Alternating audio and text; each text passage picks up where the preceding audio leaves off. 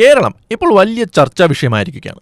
പക്ഷേ അത് വികസനത്തിന്റെ പേരിലോ വിദ്യാഭ്യാസത്തിന്റെ പേരിലോ അല്ല, മറിച്ച് ദി കേരള സ്റ്റോറി എന്നൊരു സിനിമയുടെ പേരിലാണ്. പ്രധാനമന്ത്രി നരേന്ദ്രമോദി തന്നെ തിരഞ്ഞെടുപ്പ് റാലികളിൽ ഈ സിനിമയെക്കുറിച്ച് സംസാരിക്കുന്നു. BJPയും RSSും ഈ സിനിമയെ അനുകൂലിക്കുമ്പോൾ കേരളത്തിലെ ജനങ്ങളും ഇവിടുത്തെ രാഷ്ട്രീയ പ്രസ്ഥാനങ്ങളും ഇതിനെ പ്രൊപ്പഗാൻഡ അല്ലെങ്കിൽ വ്യാജ പ്രചരണം എന്നാണ് വിളിക്കുന്നത്. എന്താണ് ഇതിന്റെ പിന്നിലെ സത്യാവസ്ഥ? ഈ സിനിമയുടെ ട്രെയിലർ പുറത്തു വന്നപ്പോൾ പറഞ്ഞിരുന്നത് കേരളത്തിൽ നിന്ന് 32,000 സ്ത്രീകൾ മതപരിവർത്തനം ചെയ്യപ്പെട്ട് ISISൽ ചേർന്നു എന്നാണ്. എന്നാൽ ഈ കണക്ക് എവിടെ നിന്ന് വന്നു എന്ന ചോദ്യത്തിന് കൃത്യമായ മറുപടിയില്ല. കേന്ദ്ര സർക്കാരിന് തന്നെ കണക്കുകൾ പ്രകാരം ഇന്ത്യയിലാകെ ISISൽ ചേർന്നവരുടെ എണ്ണം ഇതിന്റെ 1% മാത്രമാണ്. പിന്നീട് വലിയ പ്രതിഷേധങ്ങളെ തുടർന്ന് സിനിമയുടെ അണിയറ പ്രവർത്തകർ ഈ 32,000 എന്നത് വെറും 3 പേരുടെ കഥയാണെന്ന് തിരുത്തി പറഞ്ഞു. പക്ഷെ സിനിമ ഉയർത്തുന്ന ഭീതി ഇപ്പോഴും നിലനിൽക്കുന്നു. കേരളത്തെ ഒരു തീവ്രവാദ കേന്ദ്രമായി ചിത്രീകരിക്കാനുള്ള ശ്രമമാണിതെന്ന് ജനങ്ങൾ ഭയപ്പെടുന്നു. എന്തുകൊണ്ടാണ് രാഷ്ട്രീയ നേതൃത്വം ഈ സിനിമയെ ഇത്രയധികം ഏറ്റെടുക്കുന്നത്?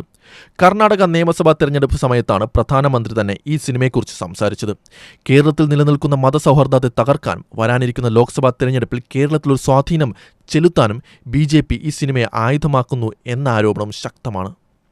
സിനിമ എന്ന മാധ്യമത്തെ രാഷ്ട്രീയ നേട്ടത്തിനായി ഉപയോഗിക്കുന്ന ഒരു രീതിയാണ് ഇവിടെ കാണുന്നത്. കശ്മീർ ഫയൽസിന് ശേഷം ഇത്തരം സിനിമകൾ വലിയ തോതിലുള്ള പിന്തുണയാണ് ഭരണകൂടത്തിൽ നിന്ന് ലഭിക്കുന്നത്. സിനിമയെ നികുതിയിൽ നിന്ന് ഒഴിവാക്കുന്നതും അത് എല്ലാവരും കാണണമെന്ന് ആവശ്യപ്പെടുന്നതും ഇതിന്റെ ഭാഗമായാണ്. ഇതിന്റെ തുടർച്ചയായിട്ടാണ് കേരള സ്റ്റോറി 2 എത്തിയത്. ഇവിടെയും കേരളത്തെ തെറ്റായി കാണിക്കാനുള്ള ശ്രമങ്ങളാണ് നടക്കുന്നത്. എന്നാൽ സിനിമയിൽ പറയുന്നത് കേരളത്തിന്റെ കഥയല്ല എന്നതാണ് മറ്റൊരു പ്രത്യേകത. ഇതിനും ഭരണകൂടം മികച്ച പിന്തുണയാണ് നൽകുന്നത്. യഥാർത്ഥ കേരളം എന്താണ്?